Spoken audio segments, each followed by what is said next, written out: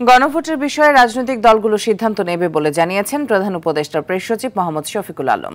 সকালে Netrokona circuit house প্রাঙ্গণে স্থানীয় সাংবাদিকদের সঙ্গে মতবিনিময়কালে তিনি এসব কথা বলেন।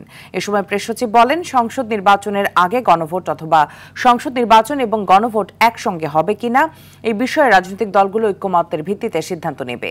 আসন্ন জাতীয় সংসদ নির্বাচন ঠেকানোর শক্তি কারো নেই। এই নির্বাচন বাংলাদেশের ইতিহাসে সর্বশ্রেষ্ঠ নির্বাচন হবে বলেও আশা প্রকাশ করেন তিনি। জেলা প্রশাসক, পুলিশ সুপার সহ অন্যান্যরা এই সময় উপস্থিত ছিলেন।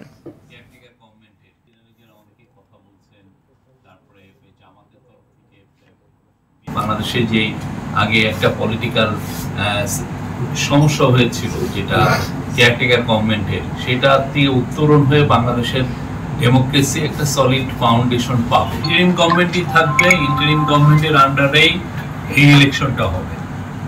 এটা খুবই ক্লিয়ার। এই ইলেকশনের বাংলাদেশের ইতিহাসে one of the best election হবে।